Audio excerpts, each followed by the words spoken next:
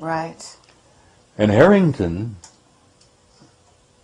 gave an interview to Zecharia Sitchin a number of years ago. I think it was 91 or so, where he came right out and said, Dr. Sitchin, we are interested in this because it ties in perfectly with the work you've done on the Sumerians and the ancient planet Nibiru. He said, we found it, it's real, we have photographs of it.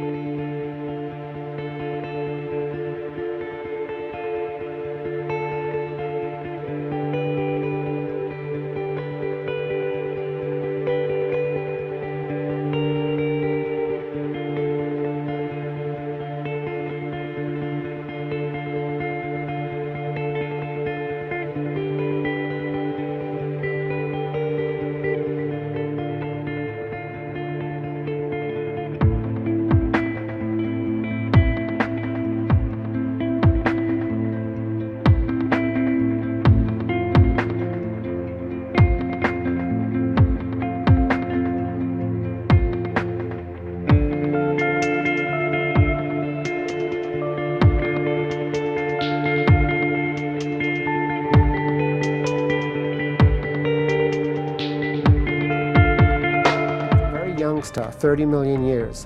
It's rapidly rotating. Young stars are born that way. And rapid rotation is one of the key ingredients which powers activity. While not a threat to us, the massive flares of red dwarf stars can help us better understand the flares produced by our own sun. They are also of interest because red dwarf stars are often orbited by planets.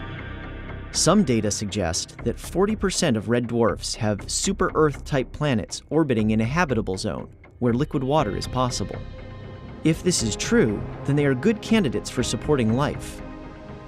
However, the habitable zone around a cool, dim star like DGCVN is much closer to the star than the Earth is to the Sun.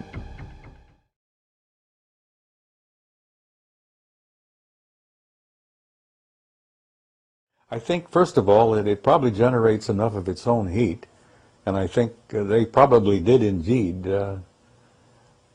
create for themselves, with the advanced technology that they have, a kind of a Dyson sphere. Are you familiar with that? Mm-hmm. You know what brilliant British astronomer, I think, Freeman Dyson, said some years ago, that an incredibly advanced technology will have the ability to enclose its planet and retain not only its heat, but its atmosphere. And I suspect that the Anunnaki have done that to Nibiru, and they probably did it, good enough, hundreds of thousands, maybe a million years ago. So the planet, I think the color from it, the dull red golden color, is a result of that envelope of gold shell that they've created. They've created for themselves a Dyson sphere around their planet. And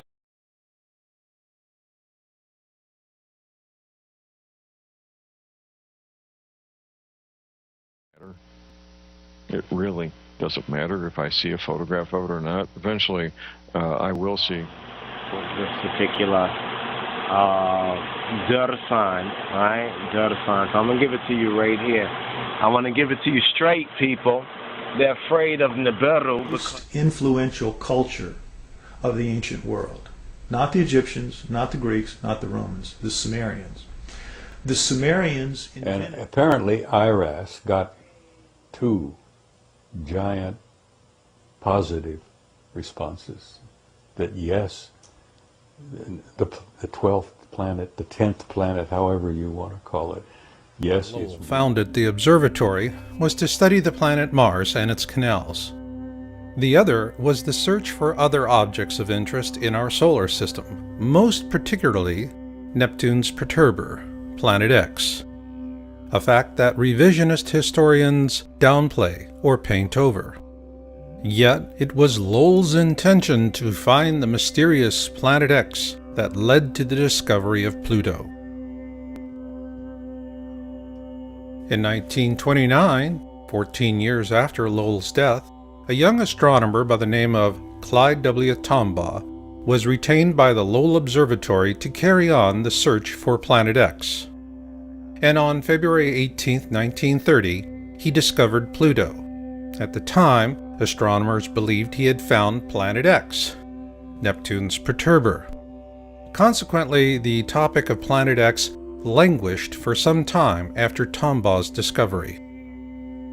However, after the discovery of Pluto's moon Charon in 1978, it was determined that Pluto lacked the mass to be Neptune's perturber, as it is only about 60% the size of our own moon. So with that, the search for Planet X was once again afoot.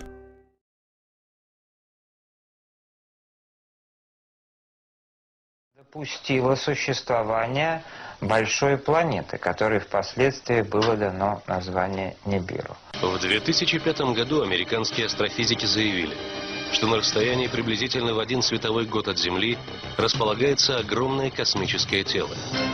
Но главное, на огромной скорости оно приближается к нашей планете. Небесное тело настолько темное,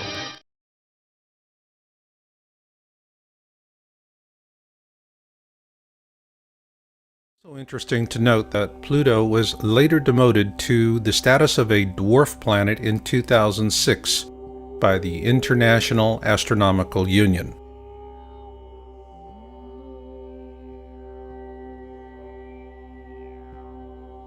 In 1950, Immanuel Velikovsky published Worlds in Collision, and he was viciously attacked by mainstream science, even though he corresponded frequently with Albert Einstein.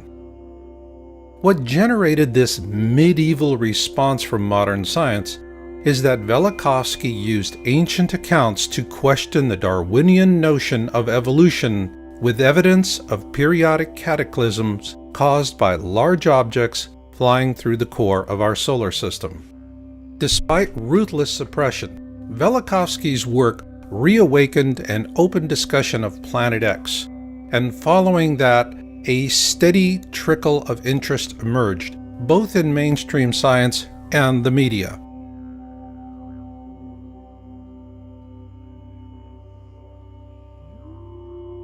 On March 3, 1972, NASA launched the Pioneer 10 spacecraft to explore the outer planets.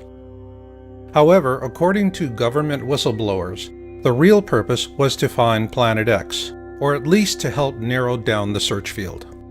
An interesting aspect of Pioneer 10 is that it also carried a small gold anodized aluminum plaque designed by astronomer Carl Sagan, should the spacecraft be found by extraterrestrials. At present, communication with the Pioneer 10 spacecraft is no longer possible.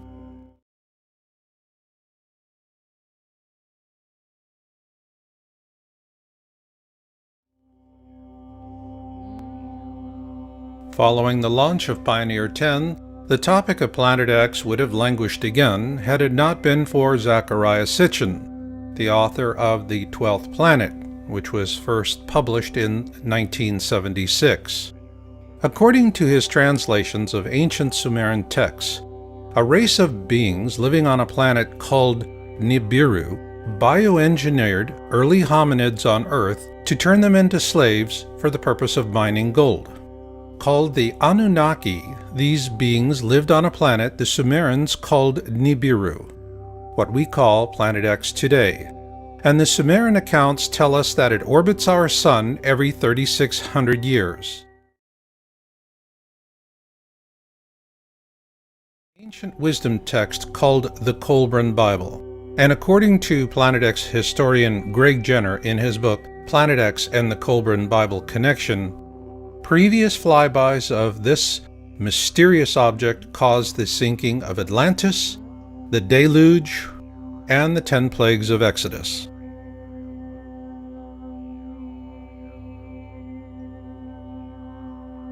Although Sitchin was continuously mocked and attacked by fundamentalists, our government took his work seriously, and on January 25, 1983, NASA launched the Infrared Astronomical Satellite, IRAS. Its mission was to map the sky using infrared. According to NASA, IRAS was unable to complete its mission due to a failure in its supercooling system, and much of the data collected from the probe was classified and has never been disclosed. Several government whistleblowers say that this was a cover-up because NASA shut down IRAS after it imaged Planet X. Their accounts parallel an article published by the New York Times on January 30th, 1983, shortly after the IRAS launch. Evidence assembled in recent years has led several groups of astronomers to renew the search for the 10th planet. They are devoting more time to visual observations with the 200-inch telescope at Mount Palomar in California. They are tracking 2 Pioneer spacecraft, now approaching the orbit of distant Pluto, to see if variations in their trajectories provide clues to the source of the mysterious force.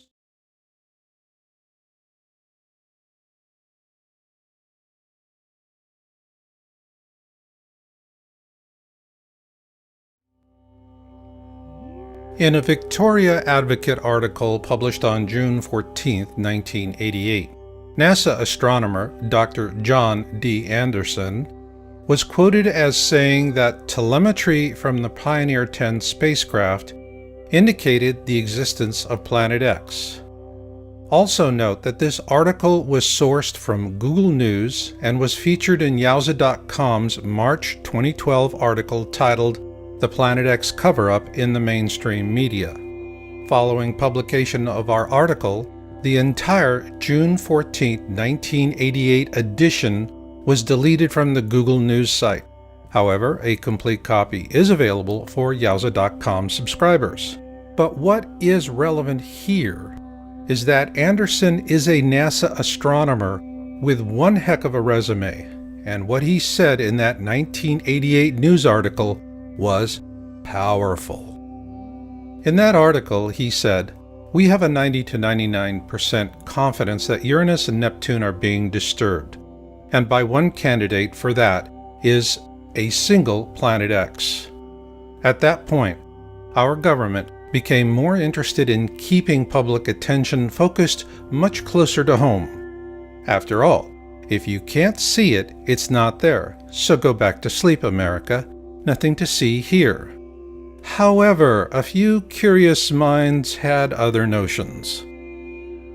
On October 1988, Dr. Robert S. Harrington, the chief astronomer for the U.S. Naval Observatory, published his paper, "The Location of Planet X," in the Astronomical Journal.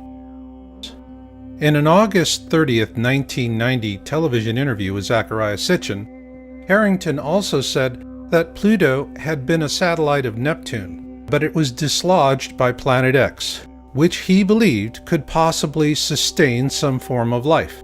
He also showed Sitchin a diagram he had created approximating the location of Planet X. Following that interview, Harrington commissioned the construction of a special telescope for a Planet X photographic sky survey in 1991, which was completed at the Black Birch Observatory in New Zealand. The New Zealand observations were performed using Harrington's calculations, and the results were sent to NASA. However, those films vanished and have never been seen again, which leaves us with a big question. Did Harrington actually find Planet X, Neptune's perturber?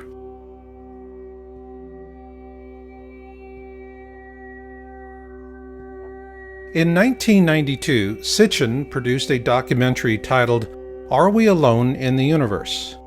At the end of that film, Sitchin quotes a NASA press release from that same year. Unexplained deviations in the orbits of Uranus and Neptune point to a large outer body system of 4 to 8 Earth masses on a highly tilted orbit 7 billion miles from the Sun.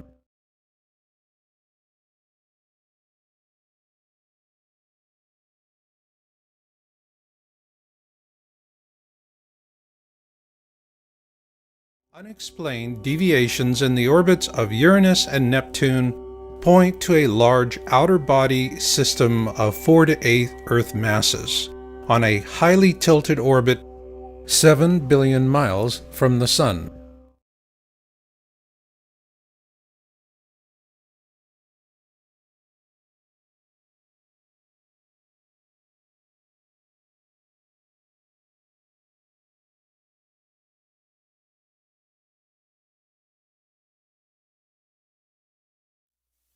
This message is about Comet Lison. There were 4 comets coming in. These were not comets. NASA reported that the comets melted into our Sun. Yet satellite images proved nothing was anywhere near our Sun at the designated times. The only report that was true is that something was coming in. It's the Nibiru system. They're here in our solar system, for heavenly bodies, and they're hiding. It's true. Check this. 3 planets and a dwarf star disappeared into our solar systems. Where could you possibly hide 3 planets and a dwarf star?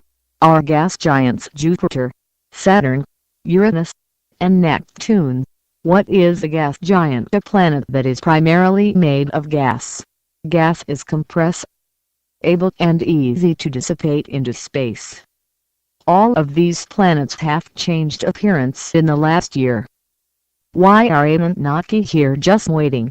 Because we are not finished converting our Earth into a planet worth stealing. They are not our friends, gods or saviors. This is their business. We are their slaves. And if anyone has any objections about the way mankind has been treated, I would suggest you speak up now. By 2016 a billion more will be dead. By 2039 only a few remain.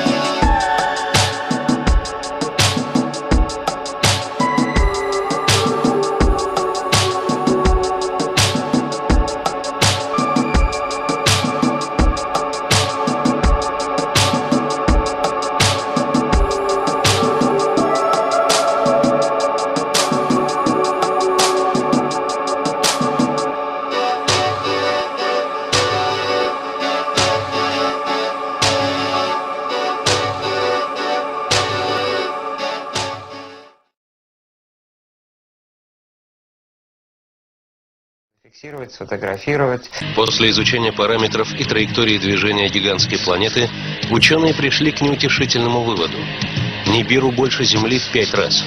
Но самое страшное, через 3 года она может пролететь в нескольких сотнях километров от Земли. Находясь так близко к нашей планете, она запросто сможет сорвать с нее атмосферу. Ученые выяснили, что однажды Нибиру уже погубила другую планету. Оказалось, что 16 миллионов лет назад в нашей Солнечной системе существовала планета Фаэтон. Она располагалась между Марсом и Юпитером. Теперь на ее месте пояс астероидов. Ученые считают этот пояс не что иное, как осколки древней планеты. По словам астрофизиков, скорее всего, Нибиру столкнулась с Фаэтоном, когда она в очередной раз проходила через Солнечную систему. После такого удара планета разлетелась на куски.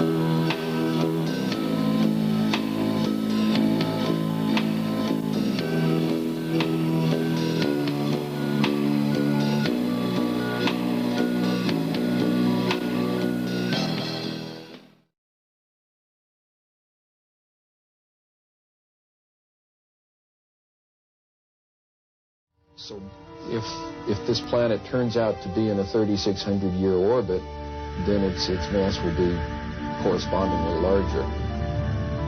This one here is a map of the solar system as we know it. The inner planets, this is the orbit of planet Pluto. And this here is the orbit that I have proposed for the 10th planet. And here's where we think it is right about now in its orbit. If Planet X exists, we are not alone.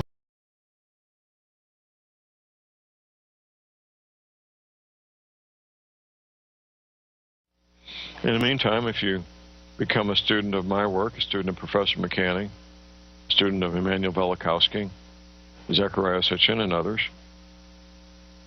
you can learn the truth. The truth is, what we're experiencing is cyclical in nature. It's a long cycle, 3,600 years, and in human lifetimes, that's a lot of lifetimes, 3,600 years. You figure 4 generations per century times 36 centuries. That's a lot of centuries. That's a lot of generations. The cyclical nature of this planet going away from us for 1,800 years and coming back towards us for 1,800 years in the binary star system. I get emails from all kinds of people claiming they have photographs, claiming this, claiming that. It's natural to want to see this thing. 12 years ago, when I found out about it, more than 12 years ago, I began that quest myself. I came to realize it doesn't matter. It really doesn't matter if I see a photograph of it or not. Eventually, I will see photographs that are authentic, and so will you. Eventually, we'll see the real deal, and here in the Northern Hemisphere.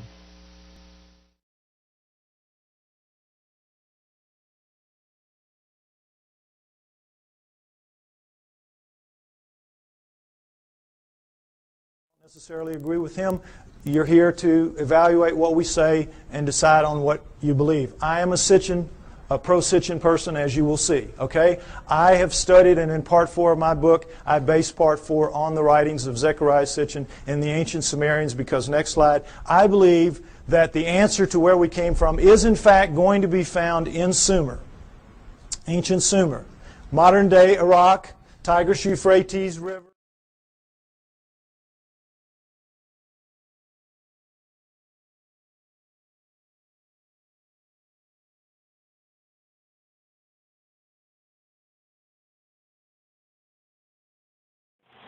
Right, the planet of the cross, the finding of the true cross. Well, something very interesting I noticed right here, and this is in this particular Dursan, right? Dursan. So I'm going to give it to you right here. I want to give it to you straight, people. They're afraid of Nibiru because it represents God and the throne of God. Now, you see this word right here? This is Nibiru.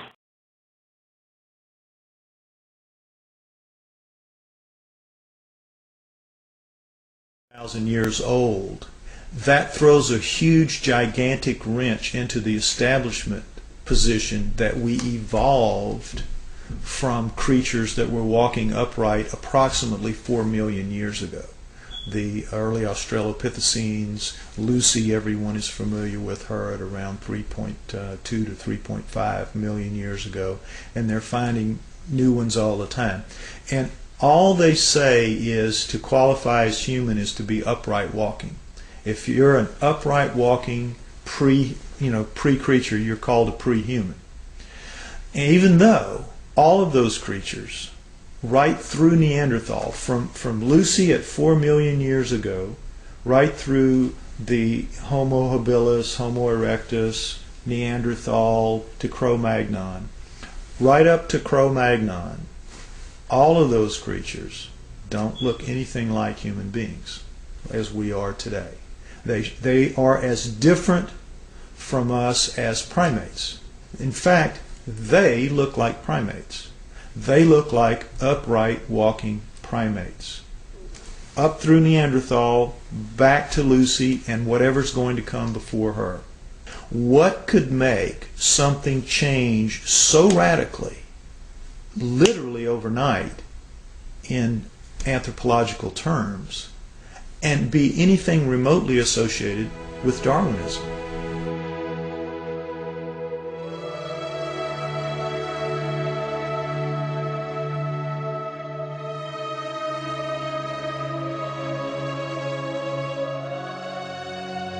I believe, personally, that the writings of the Sumerians 4,000 years ago, as chronicled by Zechariah Sitchin in his books, The Earth Chronicles, I believe that is the most logical and reasonable explanation that there is for how we came to be.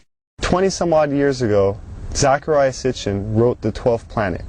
In The 12th Planet, he describes ancient writings and texts by the Sumerians depicting a 3,600-year orbit of Nibiru. But the Sumerians are rarely spoken about in history books. Who were the Sumerians? And what could an ancient civilization possibly know about how we came to be?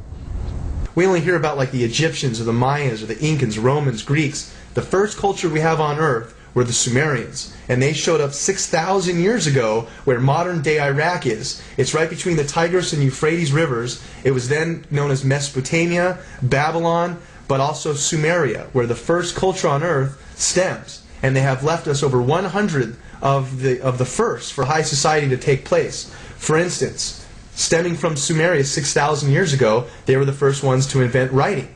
They had a system of over 400 characters known as cuneiform text. They'd use a wedge-shaped stylus or an object with a wedge and would twist and turn and make all these characters that came up to about 400 characters. And they had their own complete language like an alphabet that we use today, A through Z. But this stemmed out of Sumeria 6,000 years ago. And all of the first for high society come from them. Time, the calendar, math, schools, courts, judges, systems of law, all of this originated in Sumeria, which was then known as Mesopotamia, Babylon, today's modern-day Iraq. The Sumerians are actually probably the most influential culture of the ancient world. Not the Egyptians, not the Greeks, not the Romans, the Sumerians. The Sumerians invented, for example, the zodiac. All of the symbols that we still have today for the zodiac was created by the Sumerians. They tell an incredible story, the Sumerians do, of the Anunnaki, which is that there is another planet in our solar system, that gods, super beings, live on this planet, that these beings come to Earth. The Sumerians had a pantheon of gods, but it was living gods. They were the Sumerians worshipped living gods who lived and worked and had their lives among them. They were the Anunnaki. Among those Anunnaki, there were 12 leaders, 12 super gods, the bosses, the boss of bosses. Those 12 gods come down and are present in the Egyptian culture, in the Greek culture, and in the Roman culture. They just have different names, but they have basically the same personalities and the same functions. So it isn't that mythology begins with the Egyptians, the Greeks, and the Romans. Mythology begins with the Sumerians. Monotheism didn't kick in until the gods, the multiple gods, actually physically left.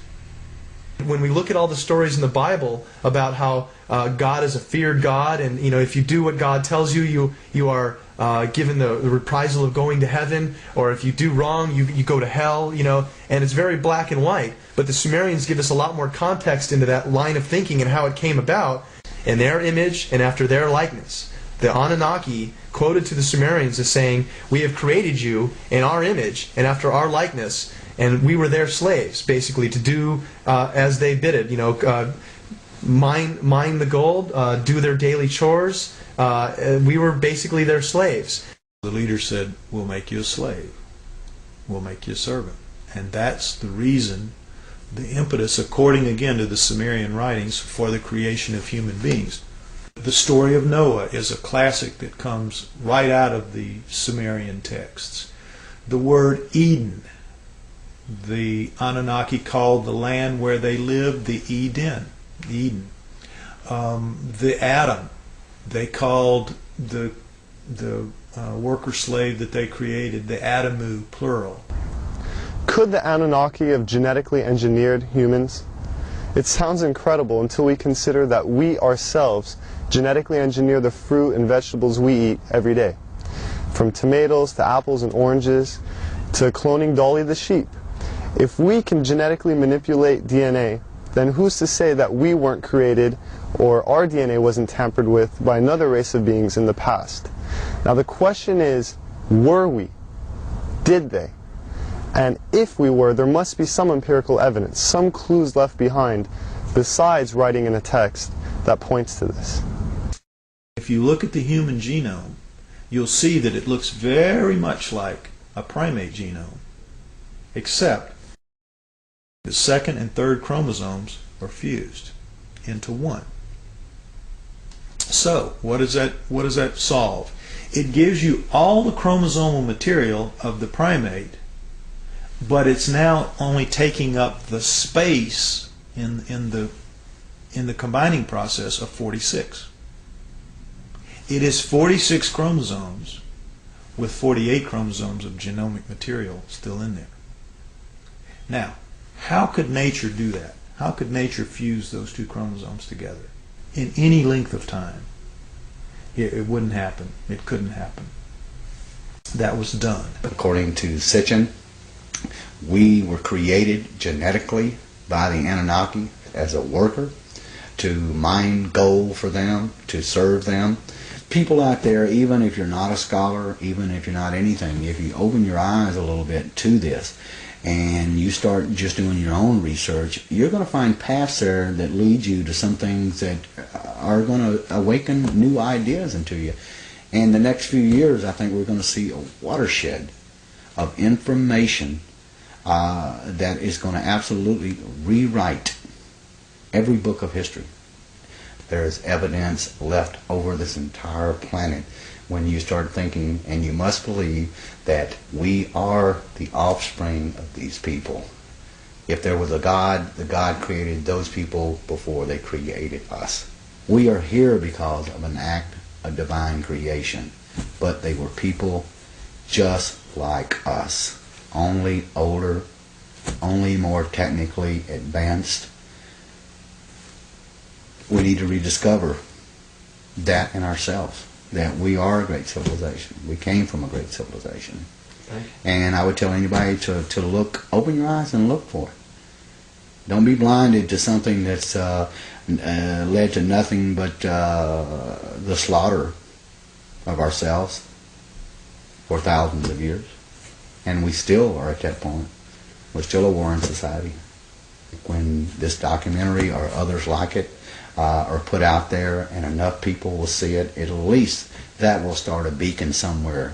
That will. Okay, but what about Planet X? Oh, it's a reality. Yeah? Yeah. So what are they going to do about that? Well, apparently they are concerned about, you know the story, according to Sitchin and according to the Sumerians, it's a reality. Well, our astronomers apparently have concluded that it is indeed a reality.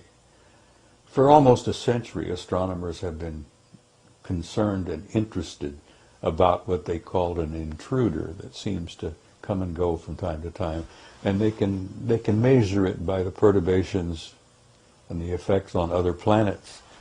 They've known its existence for a long time.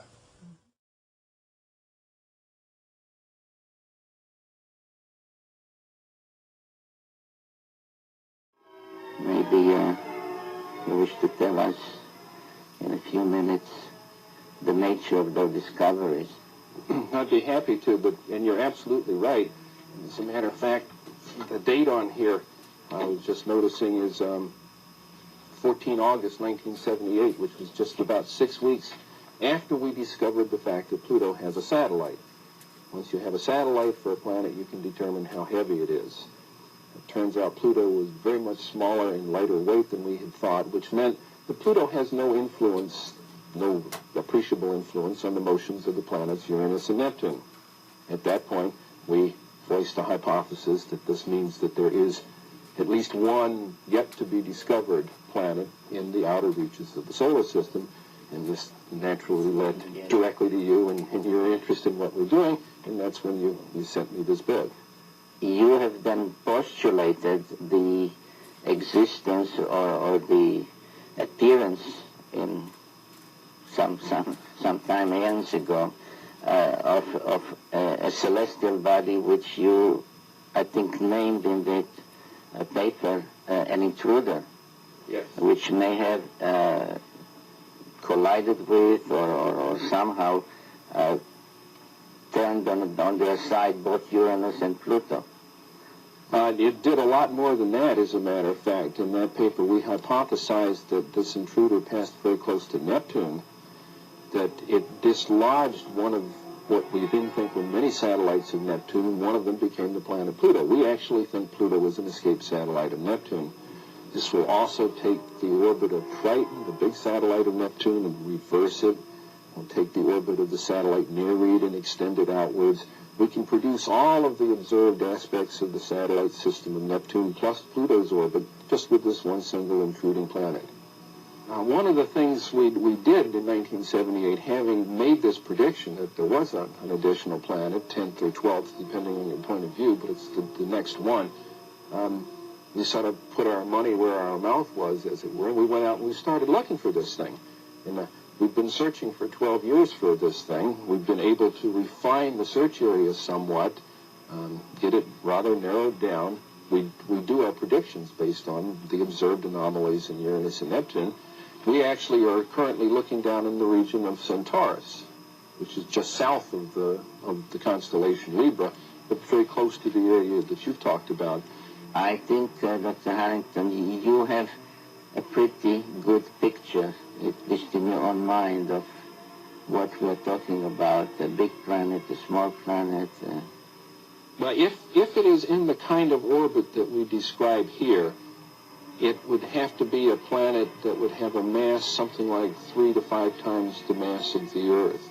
This would put it intermediate between the gaseous planets like Uranus and Neptune and the terrestrial planets that we have in the inner part of the solar system. So if this planet turns out to be in a 3,600-year orbit, then its mass will be correspondingly larger. But we're talking about something it's a perfectly reasonable kind of planet. It looks like a good, nice planet, small enough that it's not going to be completely enveloped in gas, so it's perfectly capable of supporting life forms of one kind or another. This one here is the map of the solar system as we know it. The inner planets, this is the orbit of planet Pluto. And this here is the orbit that I have proposed for the 10th planet. Here's where we think it is right about now in its orbit. This is your orbit for the planet, and showing that it would come out of Sagittarius in biblical time, and that once you allow for precession, it would be around into Libra by now, which is, again, approximately the area that we're looking in.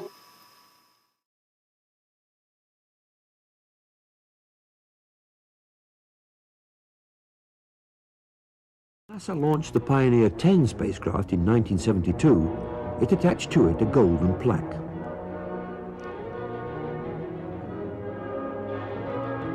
With this plaque, Pioneer carries a message to extraterrestrials about its home planet.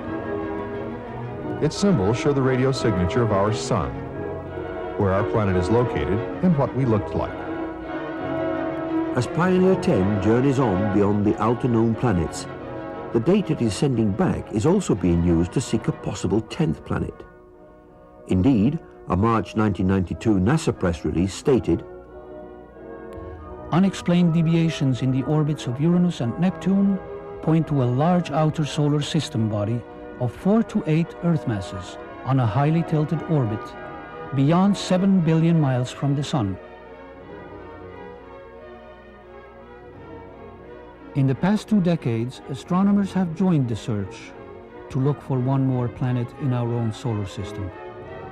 They designate such a planet Planet X, meaning both unknown and 10th.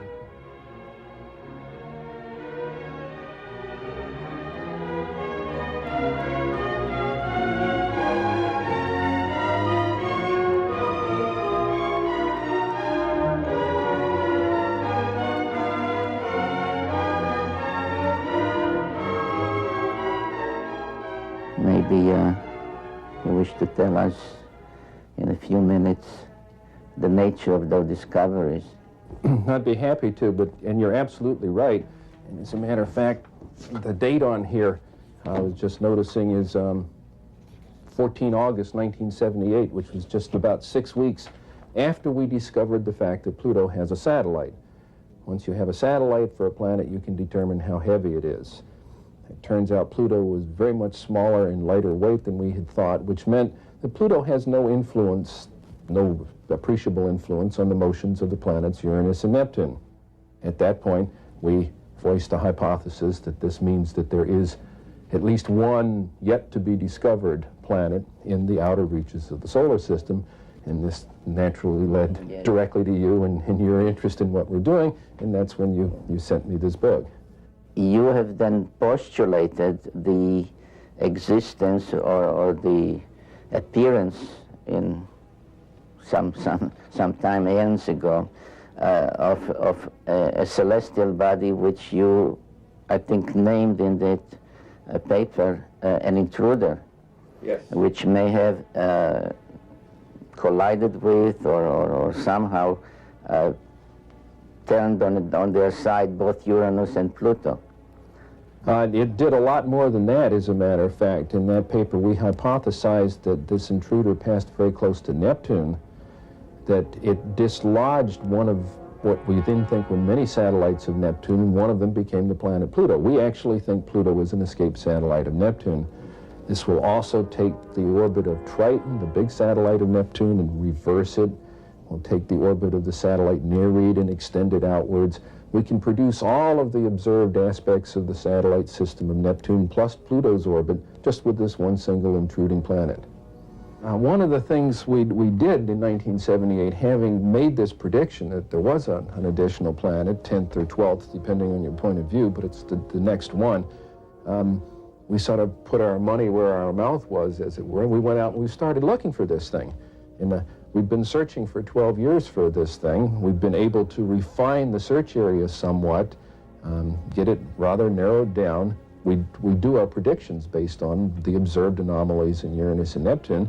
We actually are currently looking down in the region of Centaurus, which is just south of the constellation Libra, but very close to the area that you've talked about. I think, Dr. Harrington, you have a pretty good picture, at least in your own mind, of what we are talking about, a big planet, a small planet. Well, if it is in the kind of orbit that we describe here, it would have to be a planet that would have a mass something like 3 to 5 times the mass of the Earth. This would put it intermediate between the gaseous planets like Uranus and Neptune and the terrestrial planets that we have in the inner part of the solar system. So if this planet turns out to be in a 3,600-year orbit, then its mass will be correspondingly larger. But we're talking about something that's a perfectly reasonable kind of planet. It looks like a good, nice planet, small enough that it's not going to be completely enveloped in gas, so it's perfectly capable of supporting life forms of one kind or another. This one here is a map of the solar system as we know it. The inner planets, this is the orbit of planet Pluto. And this here is the orbit that I have proposed for the 10th planet, and here's where we think it is right about now in its orbit. This is your orbit for the planet, and showing that it would come out of Sagittarius in biblical time, and that once you allow for precession, it would be around into Libra by now, and, which is, again, approximately the area that we're looking in. If planet X exists, we are not alone in this solar system. Astronomers are so sure of the 10th planet, they think there is nothing left but to name it. Alone he stretches out the heavens and treads upon the farthest deep. He arrives at the Great Bear, Orion and Sirius, and the constellations of the south. He smiles his face upon Taurus and Aries. From Taurus to Sagittarius he shall go. These are backside alignment events.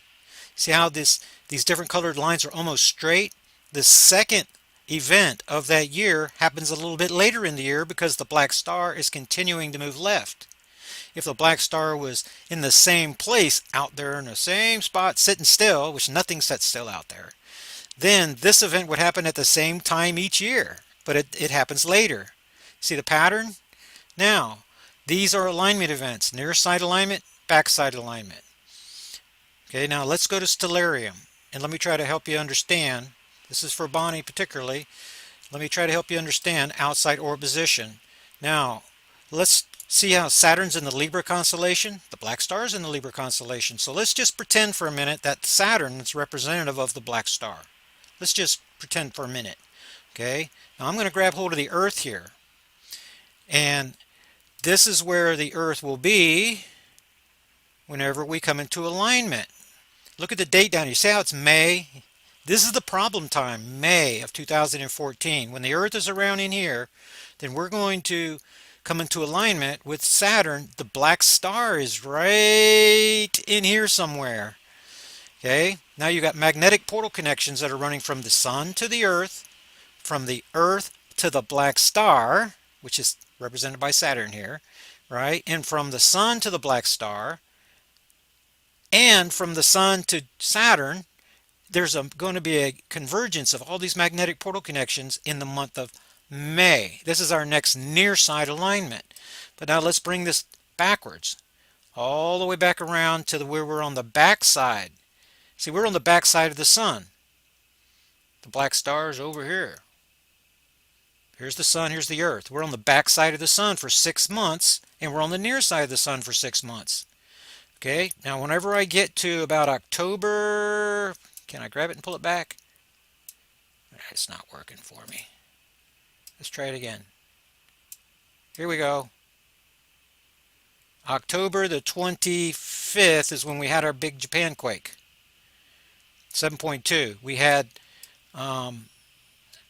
our solar flares leading up to. We had singular 3.3 event on October 28th.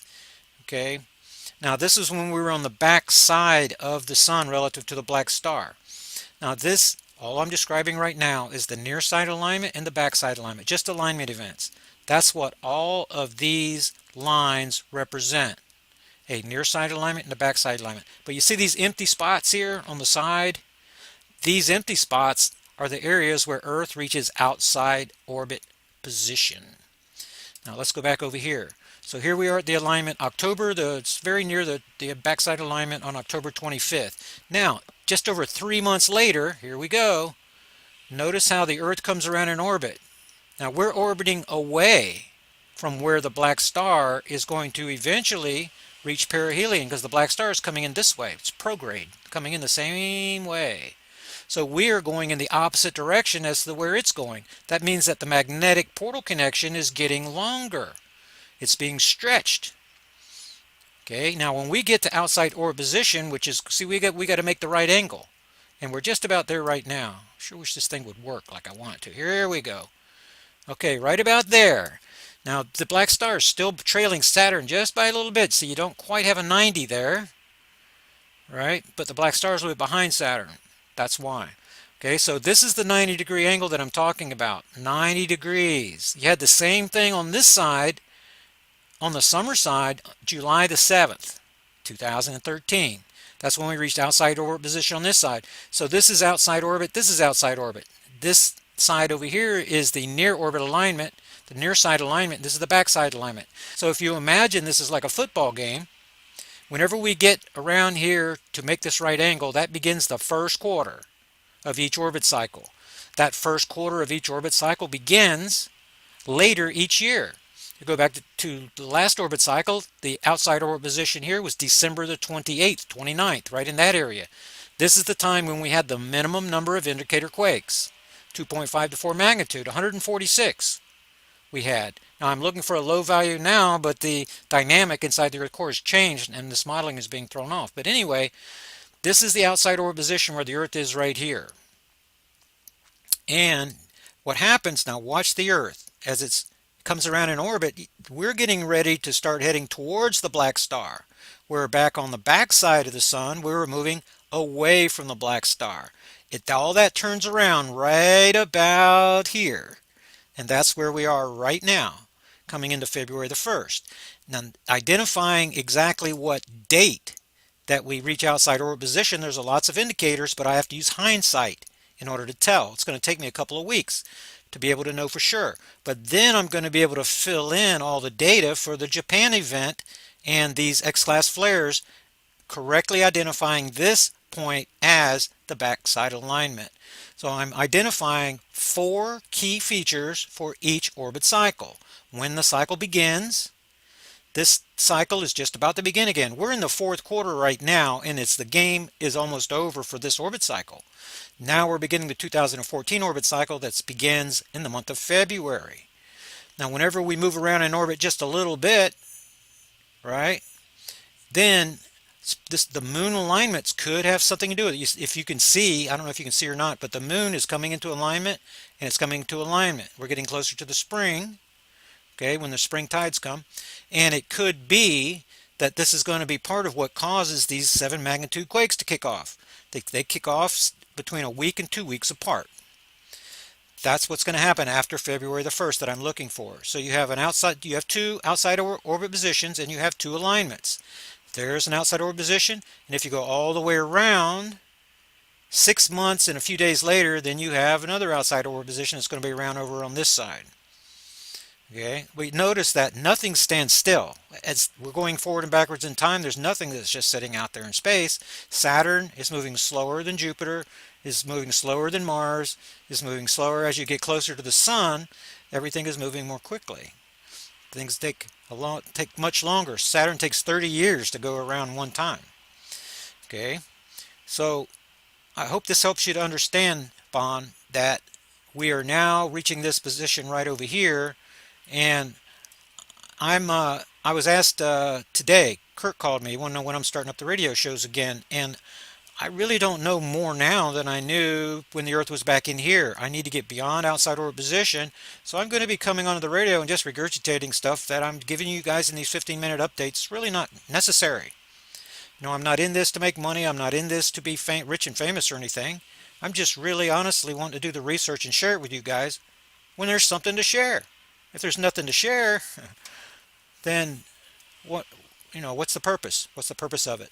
My work in the past has been used to desensitize the masses, and I also have to stagger my steps because of artificial intelligence. That's what shut Terrell's research group down in the first place. And so we kind of creep around, we work together, we don't communicate as much, we try to stagger step, and as if we're playing chess with artificial intelligence. That's the reason that we're still in the game, in my view. You know, the most gifted man that I met was Michael Owens, feature writer. Go back to 2012 newsletter, volume number 9, and you will see. Look in those volumes right just before that, and you will see that he's a very gifted man, very knowledgeable astronomer. He knew that thing was out there, and he was tracking DA14 when it first came out of the Leo constellation. It was nudged out of orbit by the Black Star back then, moving from Leo into Virgo. Okay, so he's not around anymore. And she made the comment about how the NSA and stuff, they're using the telephones and your computers and things like. They don't need any of that stuff. They've got chemtrailing. They have HARP. They have artificial intelligence. They are manipulating the nanites that are inside your body right now. They know your perspiration. They know your heartbeat. They know they hear every word you say and everything you hear already. But there's far too much information for a human being to assimilate. That's why they have artificial intelligence. Super duper one works for the Council on Foreign Relations working groups. That's the real government of the United States. The little junior model is run by the Pentagon. The one that most of the lettered agency people think is real. They consult the Pentagon. But the big chicken in the chicken house works for the Council on Foreign Relations. It's covert op. And all the lettered agencies, most of them, they have a black op division that works with the Council on Foreign Relations. These are the elite. This is how they control and manipulate the puppet government in Washington, D.C. That's why Barack Obama is the president, because he's a CIA operative. He was groomed for the position even though he was born in Kenya. And he immigrated to Indonesia. It's a direct violation of the law, but nobody cares. America is corrupt to the core. It's lawless, banana republic, and it's just a giant smokescreen that's put out there on the TV so that everybody can be lulled to sleep. That's what it is. And she's also commenting, Bonnie, I'm speaking directly to you. You're commenting about people waking up and stuff. It's not going to happen. People are sound asleep. The people that we serve in this investigation are the extreme few, less than one in 100, one in a million maybe, you know. And there's going to be no revolution or anything like that. The cattle are in the stall. They're being led to slaughter, and they're just going bah all the way. That's just the way that it works. We cannot help them. There's no way that we can reach them. There's way too much disinformation out there. Even the researchers I'm working with, they're led through rabbit holes, and you know, I have to help them to straighten out the rabbit hole stuff because it's so thick out there. Think about it if you're the House of Rothschild. I have 2 minutes here. And you're running an operation, the underground arc cities, where your elite are going to run. Well, how are you going to emerge from there after the Black Star leaves unless you have contingencies in place for taking care of Lone Wolf, for the Rambos that are out there, the people that are going to be waiting for you? It's going to include a artificial intelligence and a artificial intelligence controlled binary weapon. That's what they're going to release as they're going into the underground arc city. That's the H1N1, the bird flu, and all that stuff you see. That stuff's going to happen. Later, though, is there going to be something big at the Super Bowl? I doubt it. They don't want to wake Lone Wolf up. They don't want him deploying before they have a chance to run to their underground arc cities. They want business as usual. HARP, weather modification. It's being used to keep things normal as possible, because without the HARP-driven weather modification, things would be far worse. They want people to be complacent. They want them to be like sheep going to slaughter. They do not want to wake you up. They do not want to wake up the sleepers that are right in their environment, because the real civil war would be between the lettered agencies and the military that are not invited to the underground arc cities. That's who they do not want to wake up, because that would create the civil war that would kill everybody. And that's why everybody's not going to wake up. If everybody woke up today, everybody would charge on Walmart to get the last box of food and kill each other. It would be mass pandemonium. So anyway, those are my views. I hope that this is a good explanation. I know there'll be critics out there saying, oh, you should have said this, should have said that. Pardon me, but I'm just trying to keep it simple and use the same terms over and over again for people that are not astronomers. And with that, I'm out of time, and I'll see you guys next time. We used to call it Jack Parsons Laboratory. Yes. Which I think is probably where the original JPL came from. Yes. Because Jack Parsons established it. Anyhow, they set out a couple of Pioneers satellites back in '82 just to try to determine if there was some truth to it. Mm-hmm. And the Pioneers apparently came back with data which said not only yes, but hell yes. And the Pioneers concluded, the Pioneer satellite data concluded. So, wow, astronomers were troubled by that. Whew. Could this thing be real? And well, what did they do? They sent out what they called an infrared astronomical satellite. I think they called it IRAS anyhow, and this was done in '83. They sent the IRAS out, taking infrared pictures all around the ecliptic, above and below. And apparently IRAS got 2 giant positive responses that yes, the 12th planet, the 10th planet, however you want to call it, yes, it's real. And that's when the lid slams down. So it's out there, it's on its way back in, right? According to the Sumerians in Sitchin, apparently it is. And if you're a student of history, as one of my majors, its last pass was 1600 BC. The Sumerians in Sitchin and all of those say it has an orbit of 3,600 years. Mm-hmm. So as like many of us, you know, I count on my fingers and toes and figure out, well, 1600 BC, it has an orbit of 3600 years. Wow, it's due. Well, apparently it is. So Now, why are they keeping this a secret? Because you're an expert on secrets. Listen, every time Nibiru would make a pass, it was not always devastating. It would depend on whether the planet Earth and Nibiru were on the same side of the sun at the same time. And if we were on the same side of the sun at the same time, all hell would break loose on planet Earth. Well, apparently, last pass triggered the explosion of Santorini, Thera, the volcano in the Mediterranean, in the Aegean Sea, blew its top, brought to a close the great Minoan civilization. Among other things, it affected Egypt. It's all in the records, apparently. There are even historians and theologians who say that Santorini's explosion is exactly what you're reading about when the plagues and all hit Egypt that allowed Moses to get the Israelites out. But if you look at 1600 BC and figuring that was a relatively recent pass, it's due now, and apparently the guys in the astronomical observatories know it.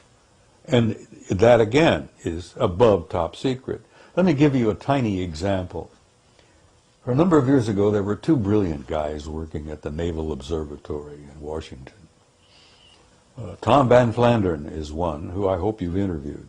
No, but yeah, please continue, and we'd love to do He's that. no longer with the Naval Observatory. The other one was the chief astronomer at the observatory, a brilliant man by the name of Robert Harrington. Right. And Harrington gave an interview to Zecharia Sitchin a number of years ago. I think it was 91 or so. Mm-hmm. Where he came right out and said, Dr. Sitchin, we are interested in this because it ties in perfectly with the work you've done on the Sumerians and the ancient planet Nibiru. He said, we found it, it's real, we have photographs of it, and he says from what we can put together, it's a rather nice planet. It's about 2.5 times the size of the Earth. Apparently it's heading toward the system, the center of the system. We've concluded about everything about it except that we haven't named it. And Zecharia spoke up and he says, it's already been named. He says, you simply call it Nibiru, as the Sumerians called it, the planet of the crossing. Mm-hmm. Well, Mrs. Sitchin and I were in agreement. I miss her. She died about a year ago. Mm. She was convinced that Robert Harrington had died because somebody bumped him off, because he had the courage to come out and give Zecharia this interview. I don't know whether you've seen it or not. It's on tape. No, I haven't seen it, but we interviewed Lucas Scantamburlo about this subject, and he's also talked about Robert Harrington. Yeah, well, Harrington gave the interview to Zecharia, and it's on a video called Are We Alone? And I think you can pick it up at the conference here next week. Okay. I have a copy, and I sent a copy to Neil Freer, who's a man you should interview. Okay, well, we're in touch with Neil. He's a very interesting guy. Oh, he's brilliant. He's a brilliant guy. He's brilliant. He just recently came out and admitted that he's had an intimate interrelationship with extraterrestrial intelligence since he was a child. Well, he's always talking about the Anunnaki. I do know this. Well, he wrote a book called Breaking the God Spell. Mm-hmm. And he has supported Zechariah's work for years.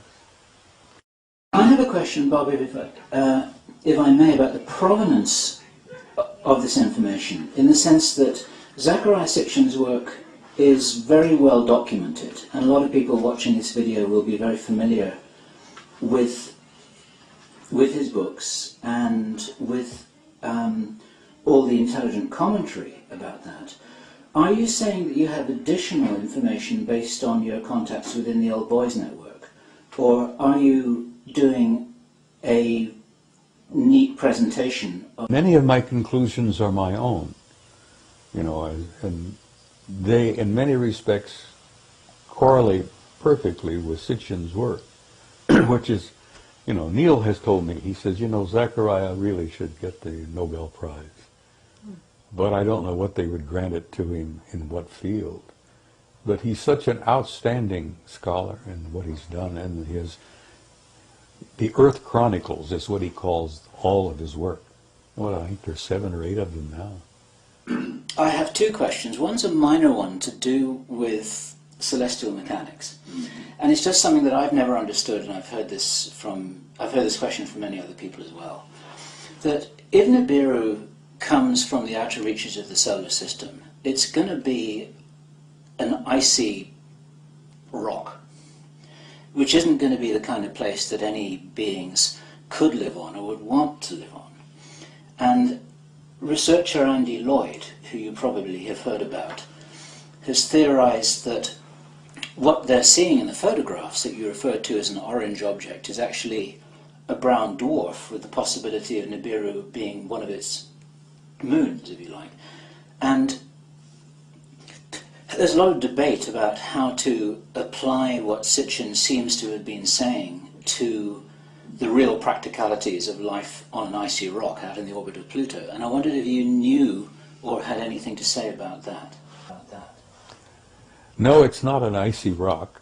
And yes, when it makes its long journey out and back, it gets so far away from the sun that the sun is probably no more than a little tiny prick of light, a little tiny pinpoint. And if you would think that it would be naturally icy cold. No, apparently the planet, like many planets in the system here, generate its own heat. It has in its core a generating heat system very much like our own. We have a system within the core of this planet that has been described as a thermonuclear reaction, very similar to the sun. Now, most of the life and all of the bounty and all of the beauty of life on this planet comes from our going around this beautiful sun. But I don't think Nibiru is an icy rock. No, I think, first of all, that it probably generates enough of its own heat, and I think they probably did indeed create for themselves, with the advanced technology that they have, a kind of a Dyson sphere. Are you familiar with that? Mm-hmm. You know what brilliant British astronomer, I think, Freeman Dyson, said some years ago, that an incredibly advanced technology will have the ability to enclose its planet and retain not only its heat, but its atmosphere. And I suspect that the Anunnaki have done that to Nibiru, and they probably did it, good enough, hundreds of thousands, maybe 1 million years ago. So the planet, I think the color from it, the dull red golden color, is a result of that envelope of gold shell that they've created. They've created for themselves a Dyson sphere around their planet. And I suspect that any advanced technology will ultimately do the same, simply because it makes sense. It's a practical thing. But if they had that degree of engineering capability, why wouldn't they just live on Mars instead of hurtling through the solar system? Well, they weren't the original occupants of Mars. Okay. They used Mars as a way station, and they've reactivated it, and I agree with Zachariah on that they've reactivated their way system, their way station there. They used to drop off on Mars on their way here.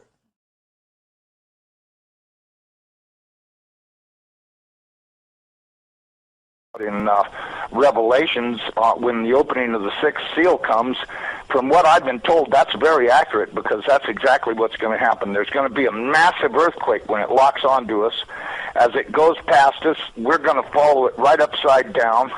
The oceans are just going to be roaring from pole to pole, as you could well guess they would, because if you take a planet that's 7,000 miles across and roll it upside down in 30 minutes, you're going to have some real serious problems with wind and water. We should be preparing to expect this.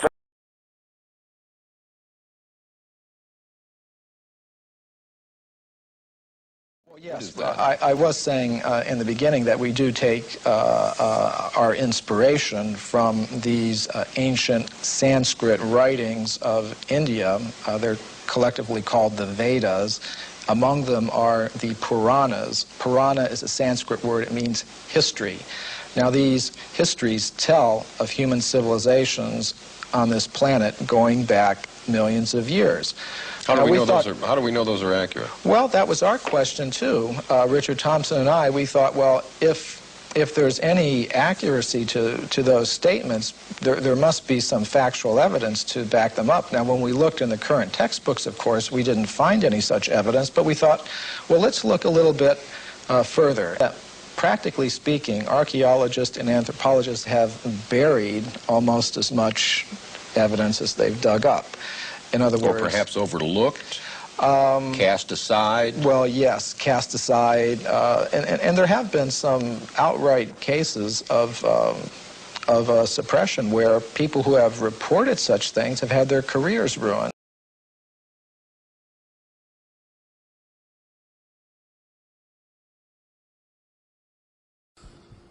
Hi, my name is David Morrison. I'm a NASA space scientist, and I want to talk to you very briefly about Nibiru. I'm doing this because I received a note from a 12-year-old girl recently that said she wondered if the video I made 2 years ago was still valid, that she and her classmates were scared about Nibiru, and could I please explain, from a science point of view, why we know Nibiru is not real and is not a danger. You know, the simplest thing to say is just that there is no credible evidence whatever for the existence of Nibiru. There are no pictures, there's no... You can't hide it anymore, people. Even with the chemtrailing, there it is. Directly behind the sun. I received a note from a 12-year-old girl recently that said she wondered if the video I made 2 years ago was still valid, that she and her classmates were scared about Nibiru, and could I please explain, from a science point of view, why we know Nibiru is not real and is not a danger. You know, the simplest thing to say is just that there is no credible evidence whatever for the existence of Nibiru. There are no pictures, there's no tracking, there's no astronomical observations. In fact, the origin of the name is a little weird. Nibiru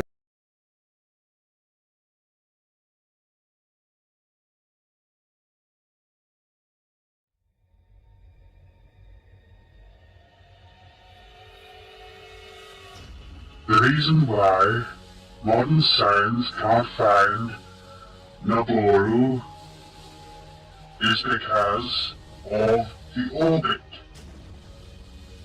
It is below our field of vision.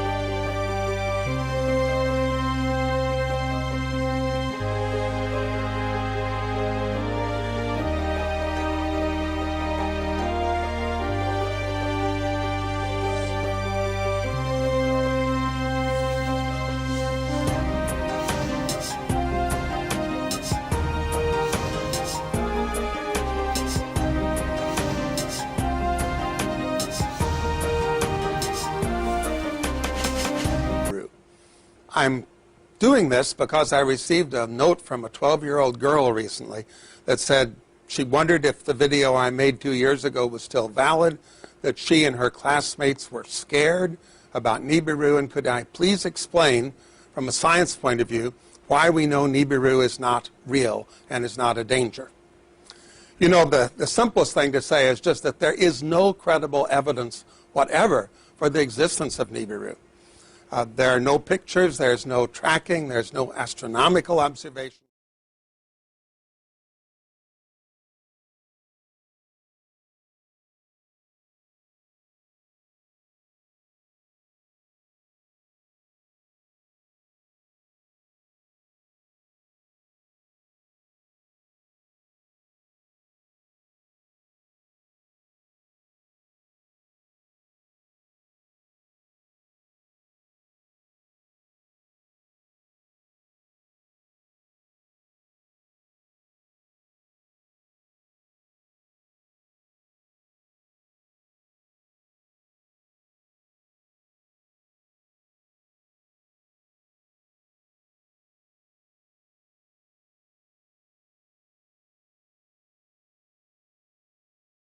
We flew over this enormous Jakobshavn Glacier, the most productive glacier in the world.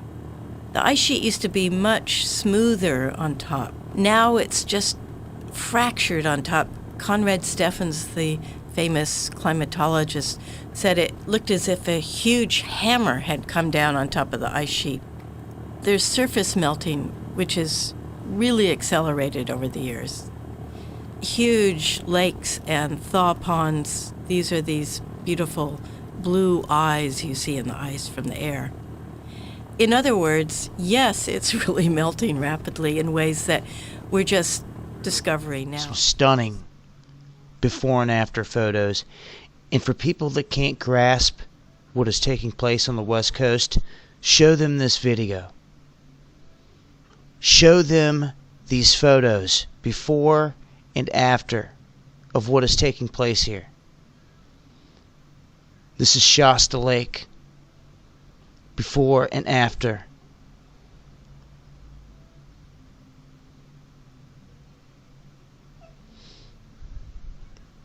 Another view, and you can see from the bridge here, it shows how dramatically this area has dropped.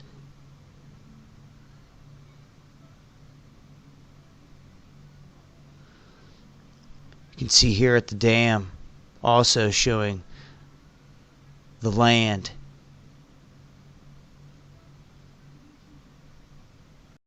And I'll leave you guys on this one. This is Folsom Lake. Look at that. That's how bad it is out west, folks. Spread the word. Let people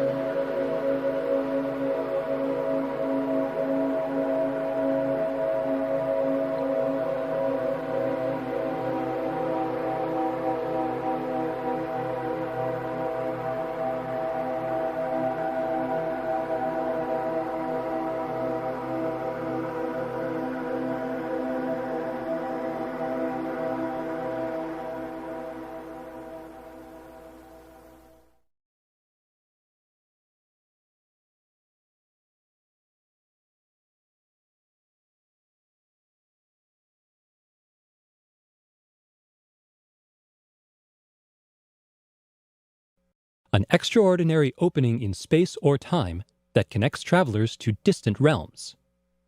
A good portal is a shortcut, a guide, a door into the unknown, if only they actually existed. It turns out that they do, sort of. And a NASA-funded researcher at the University of Iowa has figured out how to find them. We call them X-points, or electron diffusion regions, explains plasma physicist Jack Scudder of the University of Iowa. They're places where the magnetic field of Earth connects to the magnetic field of the Sun, creating an uninterrupted path leading from our own planet to the Sun's atmosphere 93 million miles away. Observations by NASA's Themis spacecraft and Europe's cluster probes suggest that these magnetic portals open and close.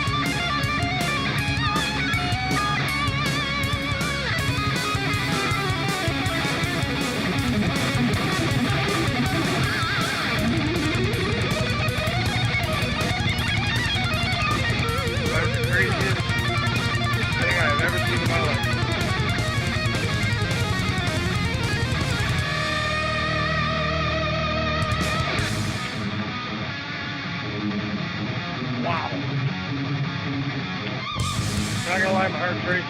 No, I'm telling you.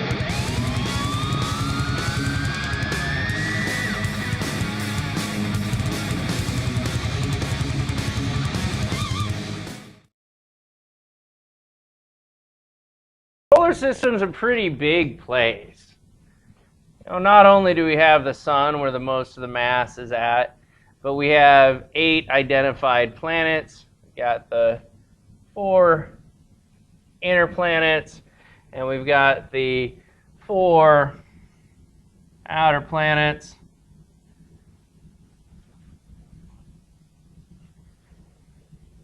But there's a lot of other stuff that's going on. What about all this other stuff in the system? We know that there's rocks orbiting the sun in their own orbits. Most of these are categorized in astronomy as existing in the asteroid belt between Jupiter and Mars. So most of these objects are going to be out here in the asteroid belt.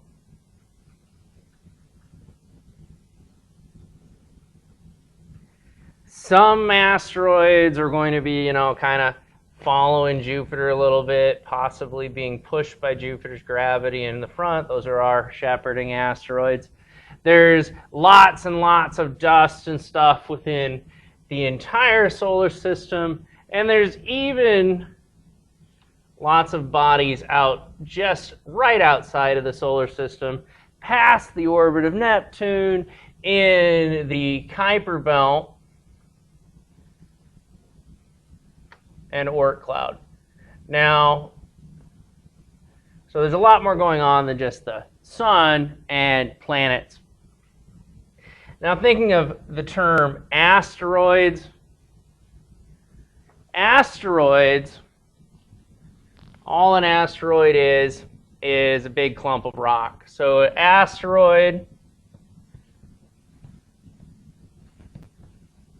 is a big, huge clump of rock that's hanging out in space. And they can be all different sizes, all different shapes, and they're really only going to be classified as an asteroid if we're talking about objects that are inside the orbit of Jupiter. So here's Jupiter, the great red spot, and so anything past Jupiter going out in our solar system is going to be classified as something else. So an asteroid is a general term. It's not a very specific term. It's not a recognized term, but it's really easy for us to just use and say it's an asteroid, it's a big rock in space.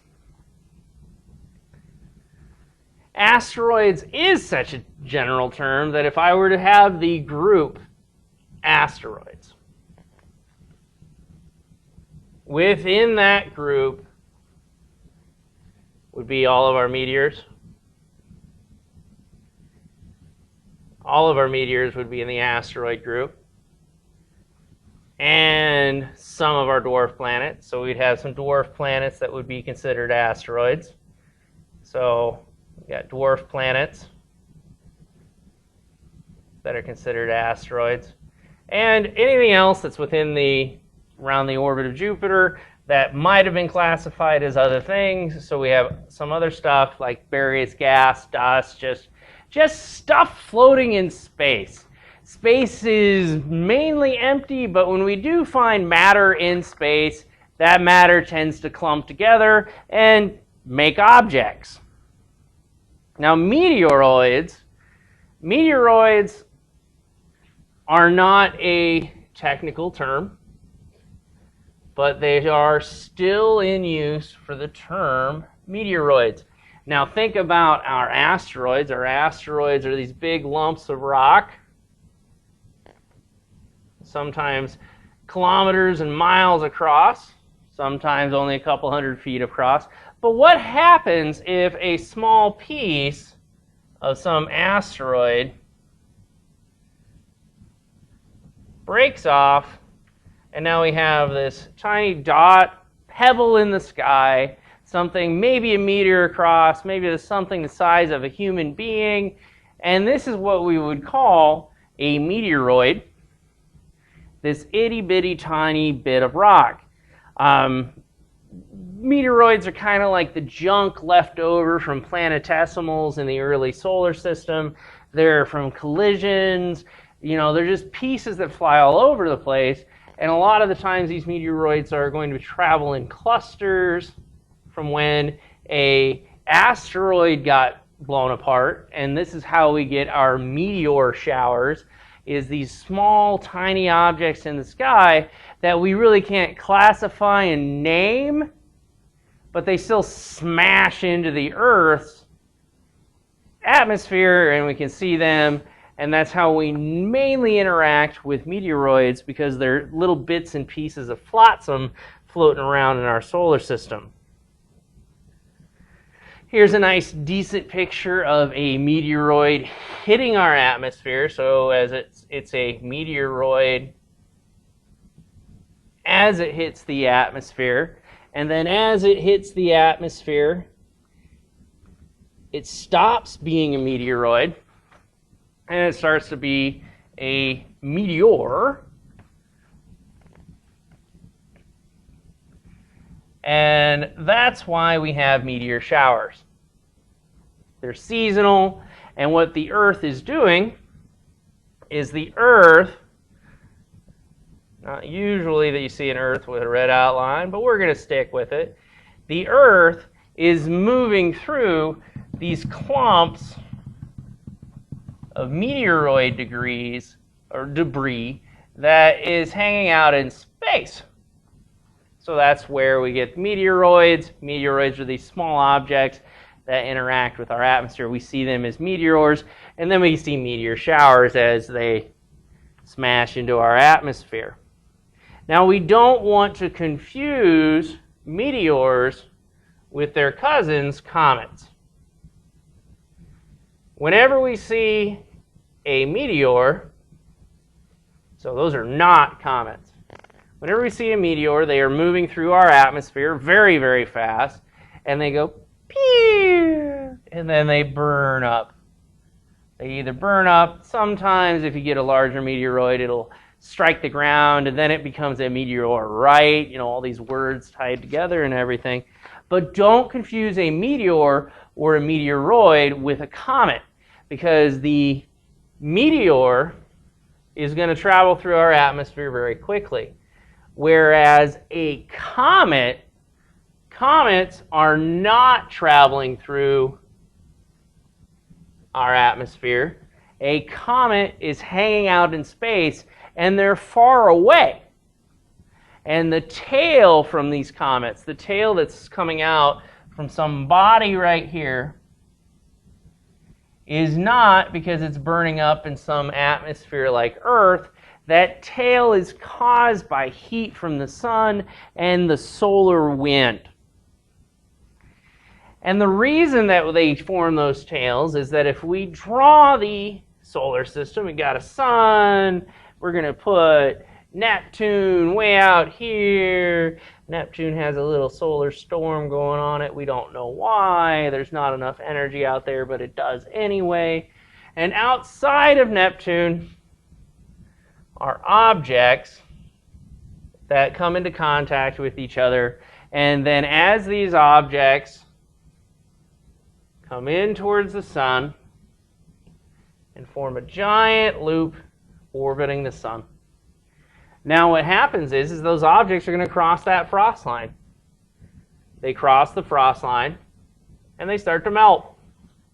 And this is where they really, really become a comet, because the heat from the sun and the solar wind is going to push on the material that is melting on this comet, so it forms a tail. And the tail gets longer the closer that comet is to the sun. Common misconception is that the tail of a comet is pointing behind the comet like it's a rocket ship. Comets aren't rocket ships. We don't have a rocket ship comet. That's a rocket. No. Comets don't do that. Comets don't do that. They form a tail because of the energy coming off the sun that forms their tail. And once those comets travel back past that frost line, they'll re-solidify.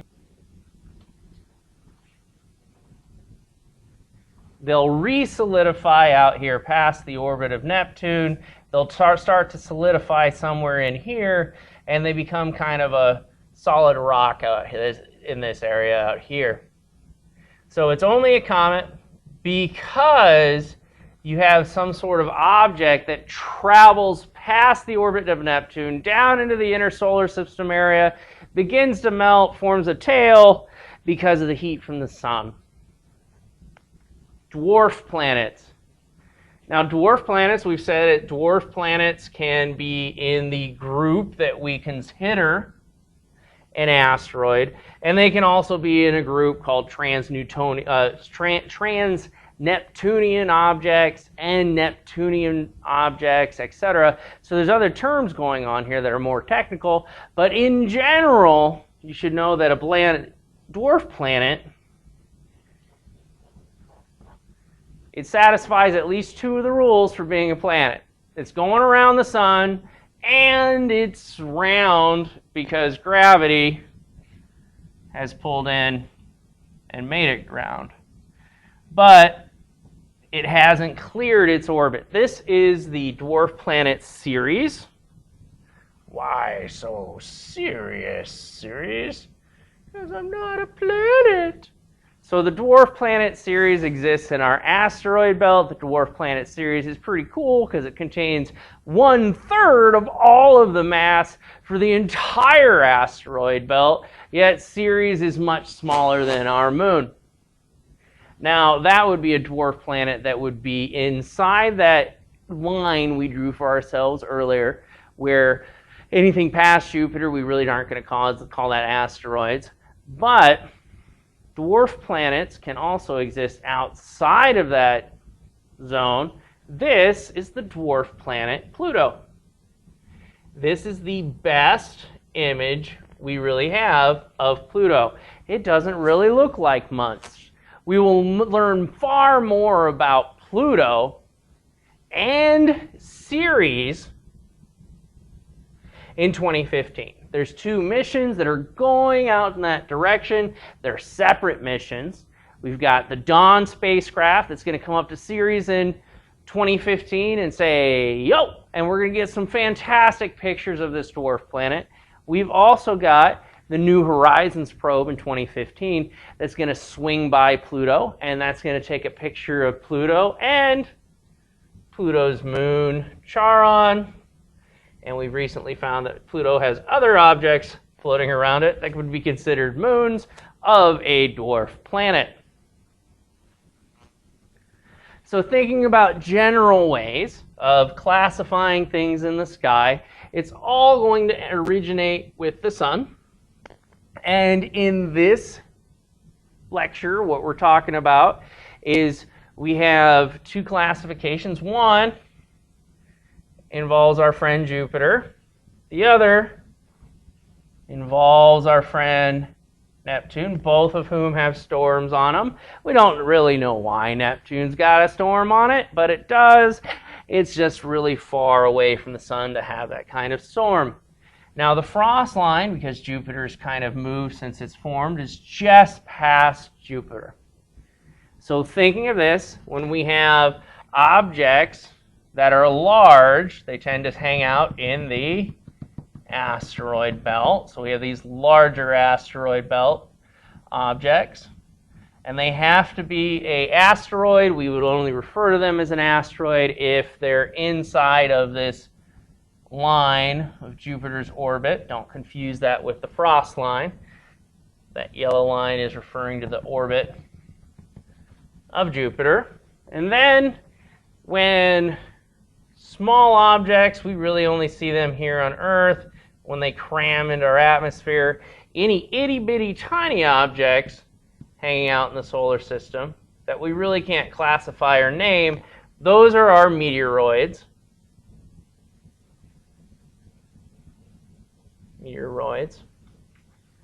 And dwarf planets can exist just about anywhere. We've got Ceres in the asteroid belt containing 1/3 of the mass of all of the asteroid belt. And then way out here past Neptune, we have Pluto. Pluto's out here like, oh, why am I not a planet anymore? It's because we found all of your sisters and brothers that are hanging out past Neptune too. And we call those guys our dwarf planets.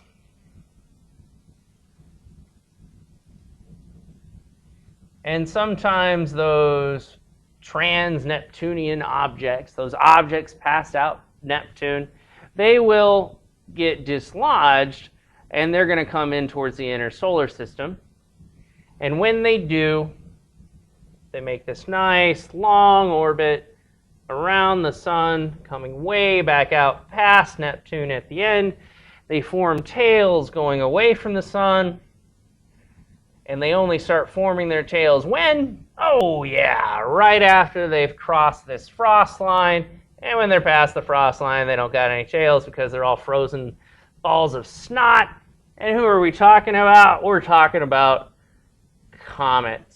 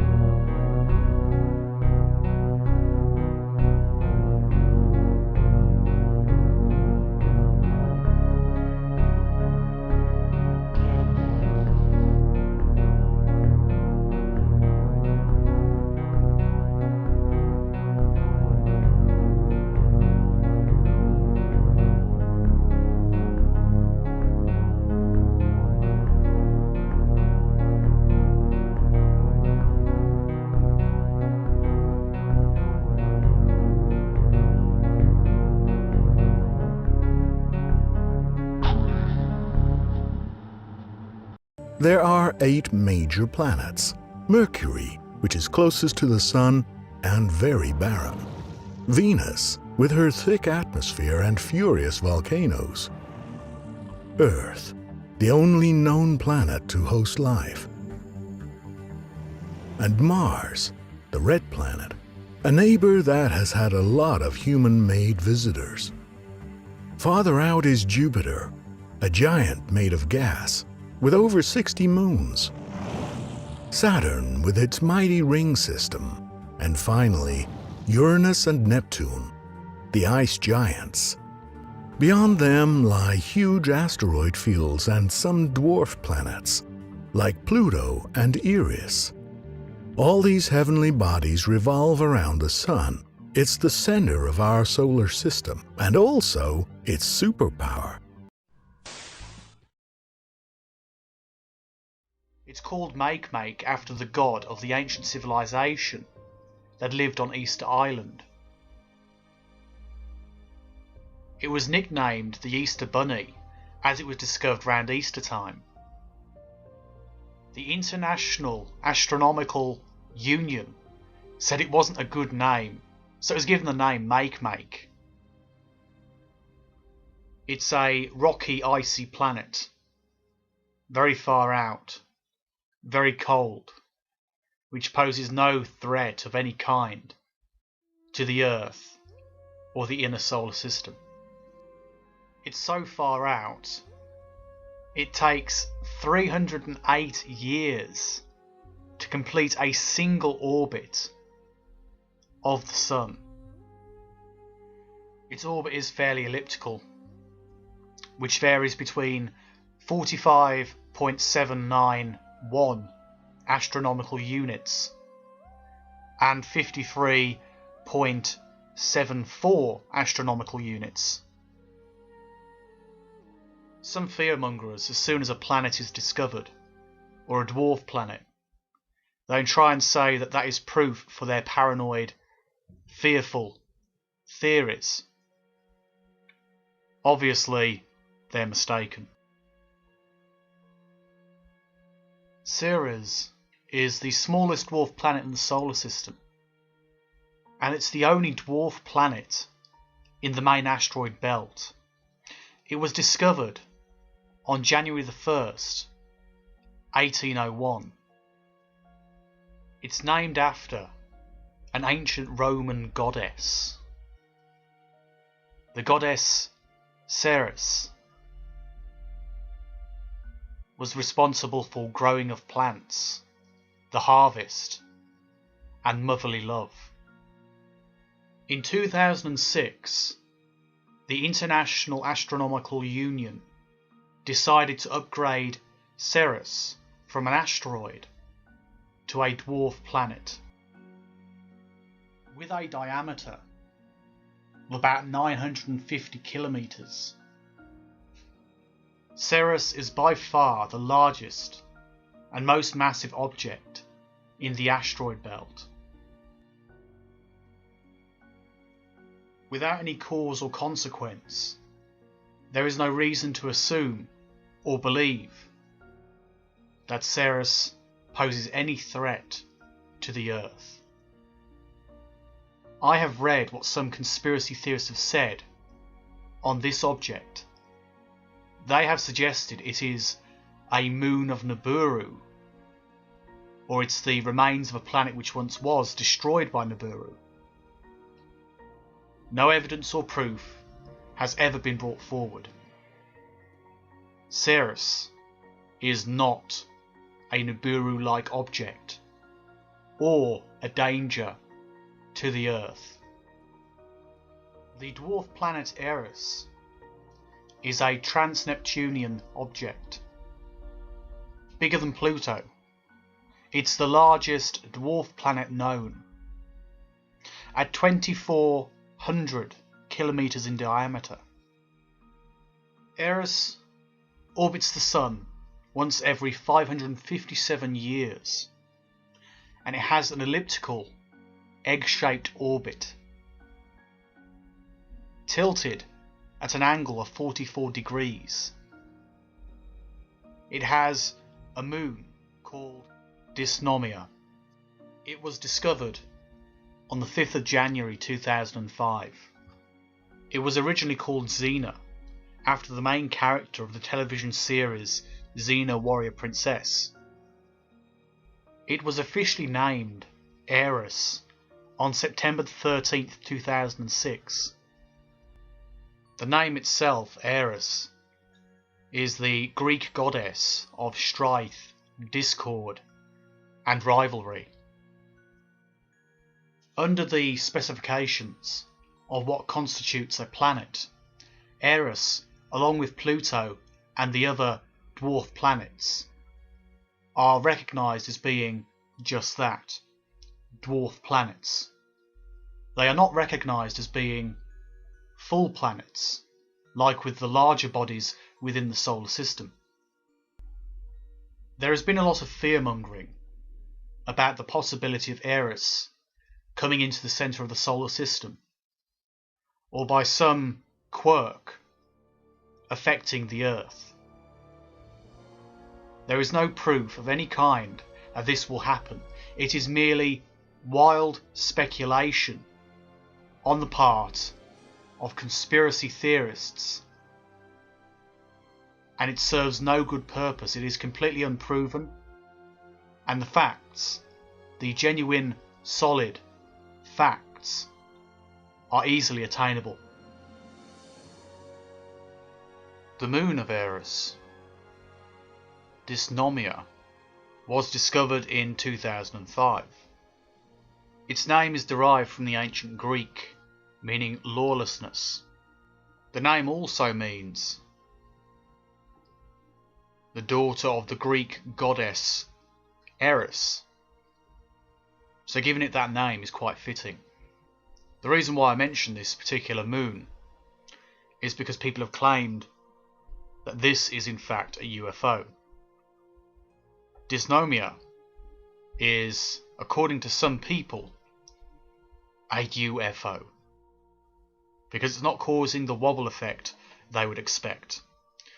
And they haven't confirmed this information with, like, any of the actual scientific institutions. They haven't talked to NASA or any of the great universities studying this particular object. They just simply said it must be a UFO, when clearly there is no evidence of that whatsoever. Perhaps the strangest dwarf planet out there is Haumea. It only has 1/3 of the mass of Pluto, but is shaped so strangely it makes it unique, as far as we know, within the solar system. Its unusual shape is believed to be the result of a large impact in its distant past. It has two very small moons, Hayeka and Namaka. It's believed that these moons were originally part of the same planet, but due to the impact, it broke apart the planet as it was, making it as it is, a small, strangely shaped object with two very small moons. Some conspiracy theorists have already suggested that this planet is in fact the home world of the reptilians, or, as some other conspiracy theorists have suggested, it's a giant UFO, or it's Nibiru, or Planet X.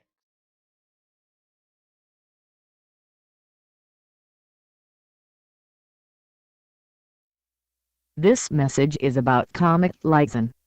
There were 4 comets coming in. These were not comets. NASA reported that the comets melted into our sun. Yet satellite images proved nothing was anywhere near our sun at the designated times. The only report that was true is that something was coming in. It's the Nibiru system. They're here in our solar system, for heavenly bodies, and they're hiding. I know you think this is impossible. Hell man, give me some of what you're smoking, yo. It's true. Check this. 3 planets and a dwarf star disappeared into our solar systems. Where could you possibly hide 3 planets and a dwarf star? Our gas giants Jupiter, Saturn, Uranus, and Neptune. What is a gas giant? A planet that is primarily made of gas. Gas is compressible and easy to dissipate into space. All of these planets have changed appearance in the last year. Why are Anunnaki here just waiting? Because we are not finished converting our Earth into a planet worth stealing. They are not our friends, gods or saviors. This is their business. We are their slaves. And if anyone has any objections about the way mankind has been treated, I would suggest you speak up now. By 2016 a billion more will be dead. By 2039 only a few remain.